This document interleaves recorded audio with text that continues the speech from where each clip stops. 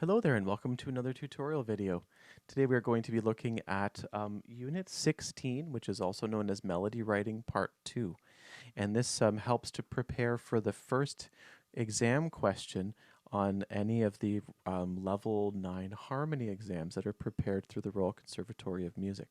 Now this particular chapter helps to combine the information from Unit 15, but then also the goal is to be able to write a piece, a 16 measure piece in a Baroque style, while also making sure to stay within a certain organized form. So something that is helpful when writing a piece in this kind of format is to use binary form. You can choose to use rounded binary form or simple binary form. Both options work the best.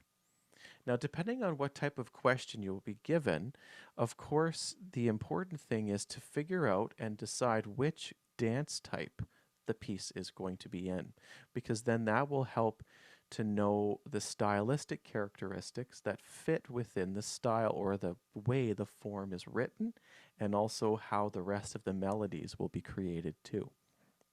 Now, as we know, with rounded binary, there's traditionally your first section of the piece, which we can notate as section A at the beginning, just for the sake of analysis. We can say that this is section A here. And then we go to section B in air quotations by the time we get to bar 9 in this piece. Now we can say that this can be section A at the end, with a slight recurring theme and also a nice cadence at the end. Now, a good practice is to think of the piece as two 8-bar phrases, but at the same time to make sure, if you choose to use the rounded binary form, to follow that form by having either the first part of the opening come back at the end of the piece, and then you can change the ending to a nice authentic cadence. Or you can also, in some cases, if you have a very strong second line with a very good authentic cadence at the end, you can actually rewrite the second line and the fourth line.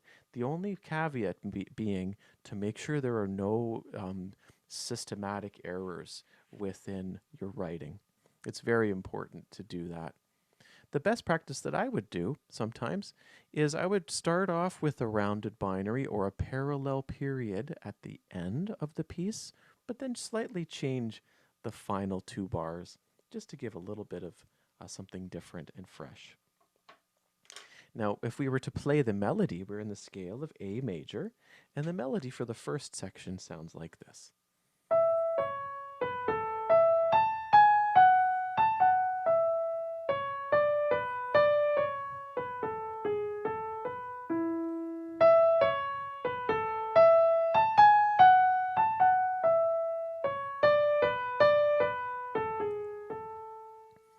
So it's got a very nice half cadence at the beginning, and then we go to an authentic cadence.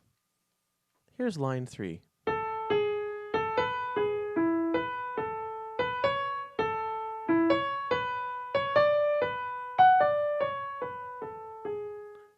line 4.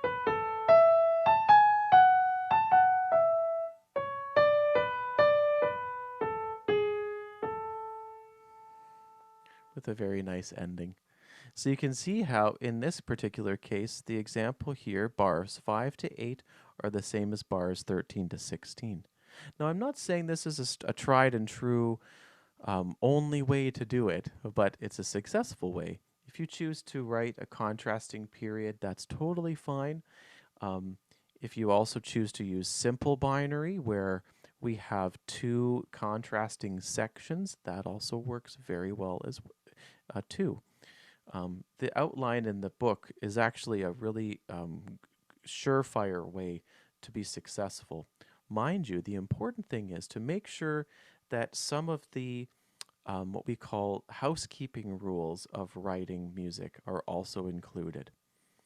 Some of the areas that might create potential errors are outlined right here. This is on page 197 in your textbook. if you wish to follow along. So certain things like making sure the repeat signs are in the correct place, making sure the correct timing or stylistic aspects are included. So if you're writing a jig, you don't want to switch into a saraband halfway through. You also want to make sure too that if there's a pickup included, that the pickup is included throughout the rest of the piece, including at the end of each section, that the musical math is created correctly. So if you, let's say you're in 6/8 time and you have a pickup of 1/8 note at the beginning of your musical line, you want to make sure at the end of each of the sections, so at the end of bar 8 and bar 16, that you have 5 beats in the bar to equal the pickup which comes at the beginning of the piece. As well, you want to make sure that there are no omissions of clefs or key signatures, and also that there are no repeating time signatures. Those would all be areas in which there would be deductions of some sort given. Just because what we want to do is the goal is to write a nice piece just like we have here with all of the details written so that if you have someone perform the piece, they know exactly what your intentions are. As well, something that is important that we can look at here is when we're looking at a particular piece of music, like we have, let's say for this example here, which would be on page 201, you can see how there's not very much music given to us. We just have the first line. What we want to do is organize the dance type, but then also you can see how all of the lines are blank. Sometimes students are like, I'm not sure what to do here. But if you think about the material that was covered in the previous tutorial, think about the checklist of all of the details for housekeeping to keep your music nice and neat and tidy. And also think about how the second line would have an authentic cadence here. The third line would be like section B with very new music. The fourth line would be a return of the first line if you choose to do rounded binary. Or you could also do simple binary and have slightly different music but a nice strong authentic cadence at the end.